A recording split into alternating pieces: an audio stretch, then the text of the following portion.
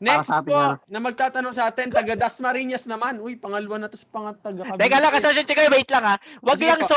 wag lang yung katabi mong kalaban. Nandito rin sa kasosyo group natin. Kung yari na. Wala po dito, wala. Wag lang. O, sige. Aba, edi mag-uusap kayo, di ba? Yun, mag-uusap na pala kayo. Yun. Yes po. Sige po. Salamat. Kasosyo Chikoy, please.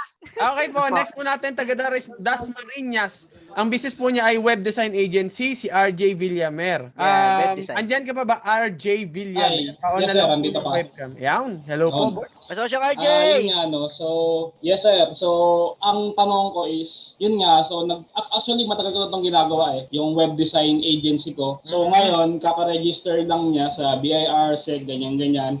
Kasi, kaya ko lang siya ni-register kasi ni-require na ng mga kliyente ko. And ngayon, ang target ko is dumami pa yung clients ko dito sa Pilipinas. So, ang tanong ko is, paano kaya ako makakasabay dun sa mga established na web design agency na yun nga, yung mga recent na kompetensya. Sige, kasosyong RJ, diyan ako unang nagka-milyones sa paggawa ng mga website.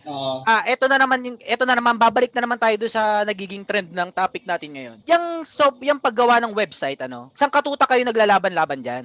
Kasosyong RJ, nasa creation ng tunay na tagumpay. Huwag ka na sa umpisa, siyempre website ka, gawa ka ng gawa, di ba? Ipasok mo sa isip mo na hindi ka lang gagawa ng website para sa ibang tao. Ang planuhin mo kung paano ka makakagawa ng isang application na mabebenta mo ng paulit-ulit na makakatulong sa maraming Pilipino. Case in point, halimbawa na lang, HR management na lang. O kaya, delivery service logistic management na kailangan ni Kasosyong Kenneth. At kailangan ng LBC. Hindi mo ba alam saan katutak ang problema ng LBC sa software? Kung makaka-invento ka ng isang...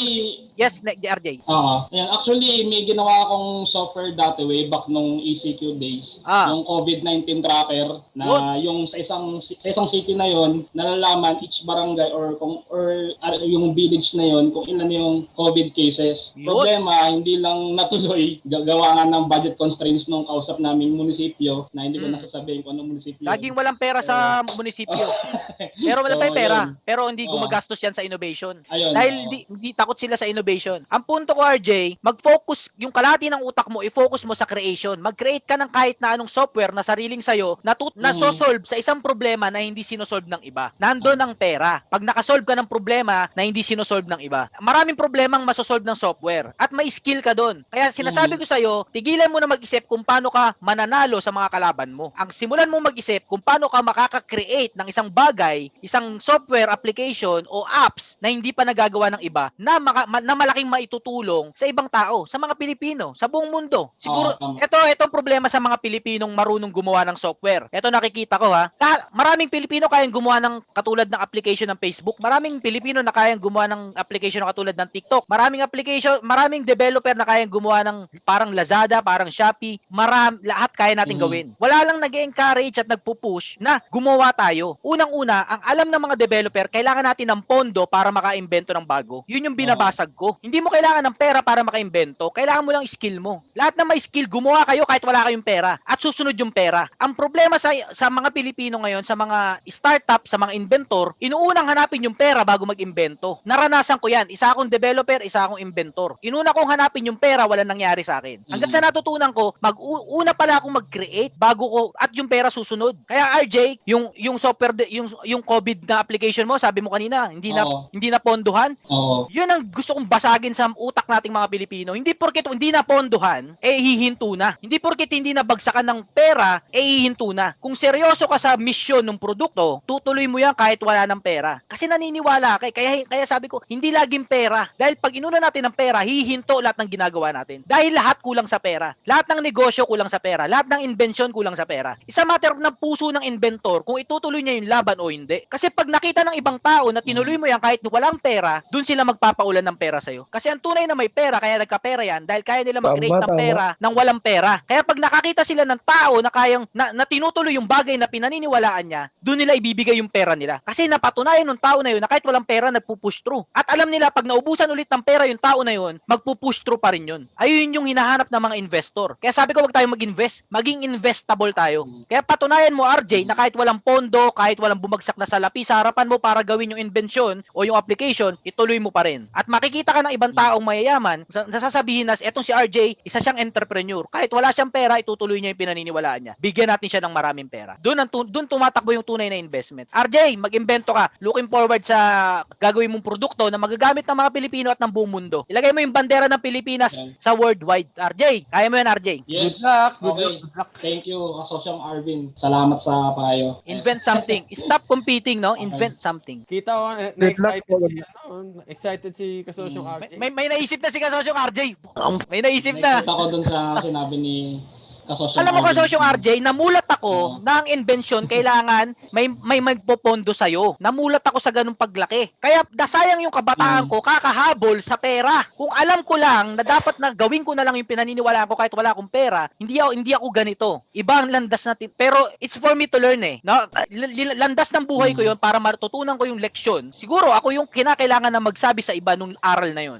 Kaya pagdating dyan sa mga startup, sa mga invention, medyo mainit yung dugo ko dyan kasi gusto ko maintindihan nyo na tumuloy kayo kahit walang pondo. Tumuloy kayo kahit walang pondo. Susunod yung pera. Kasosyong RJ, galingan mo ha. Thank you, Kasosyong Arvin sa payo. Salamat. So, yun, Kunin mo na lang akong board of members kapag napondohan na ha. Kapag okay.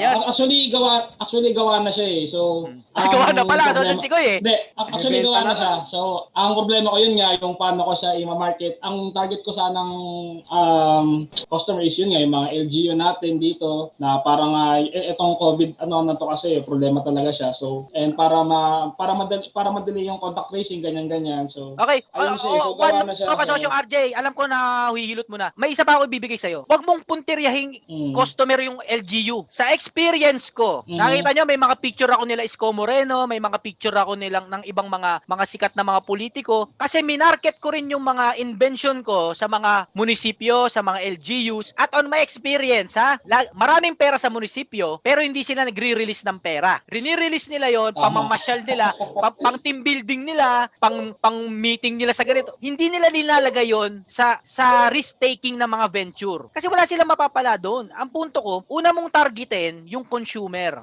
Wag mong maging customer. Ang customer kasi yung nagbabayad eh.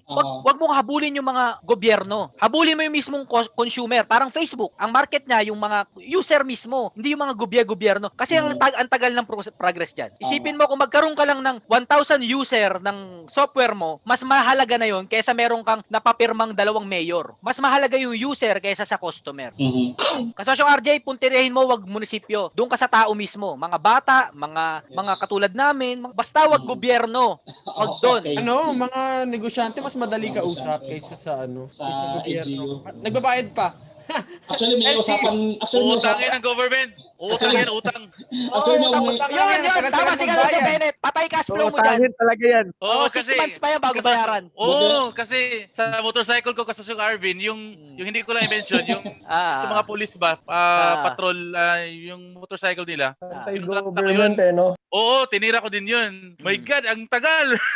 Yun lang. Oo, meron din ako isang invention sa mga pulis. Wala ganun din. Wala ka nang pera, tas abonuhan mo pa. Babayaran ka after 6 months. Tas hindi ka pa sigurado kung re-releasean ka ng pera sa treasury. Hindi ka pa sigurado kung yung cheque mo, permado.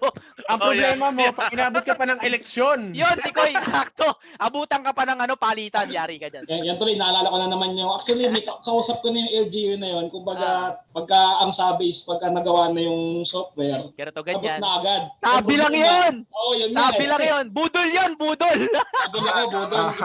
Budol yun! Ibig sabihin, yung effort ko, nasayang na... Wag gobyerno. Eto mga kasosyo, alam ko gusto natin tumulong sa gobyerno. Pero umpisahan natin sa market. Pag may pera na tayo, tumulong tayo sa gobyerno. Wag natin isiping customer yung gobyerno. Wala talagang pera, wala kang mga pipigang pera sa gobyerno. Dahil may iba silang plano sa pera eh. Hindi sa innovation, hindi sa mga ganyang bagay. Customer muna, yung totoong customer. Sama ng loob ko dyan sa gobyerno. Naalala ko naman. Sige, tulong tayo sa gobyerno, tumulong tayo sa gobyerno. Okay. Okay, Kasosyong Chikoy. Ganda ng topic. Okay, ganda.